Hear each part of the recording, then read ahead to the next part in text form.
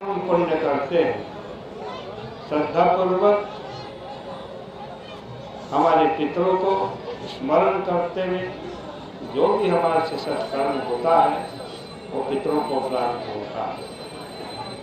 लिखा है शास्त्रों में कि अमावस्या दिन प्राप्ते बहिरांगणारावृतः वायु भूता प्रवांछन्ति पितरः श्राद्धम नृणाम।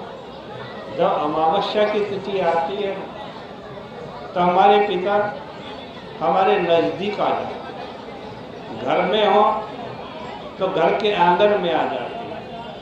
तीर्थ में बैठे हो तो हमारे कंधे पर आकर के बैठ जाते हैं।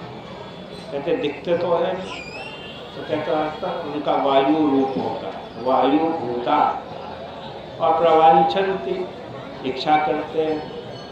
किस चीज़ की इच्छा करते हैं कि हमारे घर का कोई बेटा, कोई पोता, कोई दोहित्र हमारे लिए श्राद्ध कर्म करे, तर्पण करे।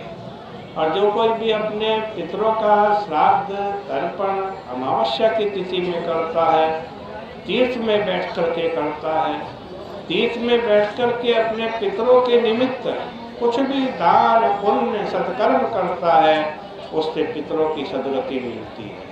आप गंगा जी के तट पर बैठे हैं और इससे बड़ा पुण्य क्या हो सकता है कि हम गंगा जी के तट पर बैठ करके श्रीमद् भागवत जी के 2 श्लोक भी सुन लें। इससे बड़ा कोई पुण्य नहीं।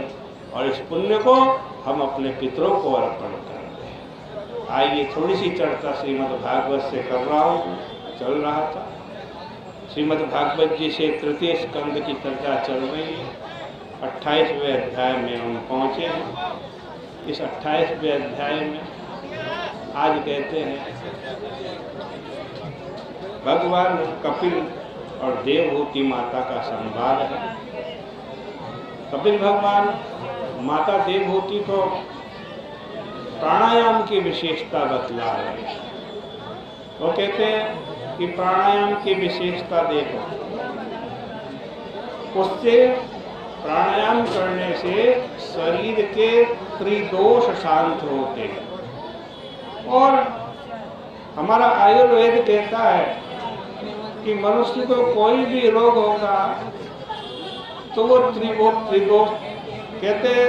3 जो चीज़ें हैं हमारे शरीर में, एक वात, दूसरा कफ और तीसरा पित्त। इन तीनों की जरूरत से ज़्यादा जब वृद्धि हो जाती है या जितनी जरूरत है उससे कम हो जाते हैं तब हम रोगी हो जाते हैं। और प्राणायाम से ये तीनों दोष शांत होते हैं।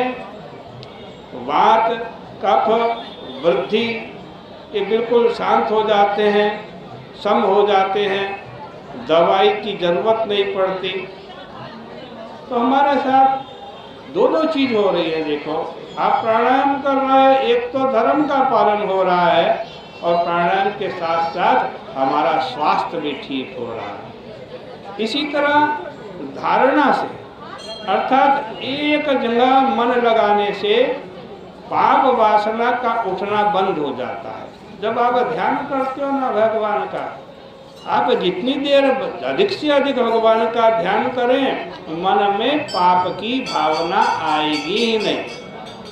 आज कहते हैं ध्यान करने से विषय संसर्ग नहीं होता, इसलिए प्रत्याहार से संसर्गजन्य दोषों और ध्यान से अपने भीतर जो दीनता, हीनता आदि की भावना है वो बिल्कुल मिट जाती है। यह सोचना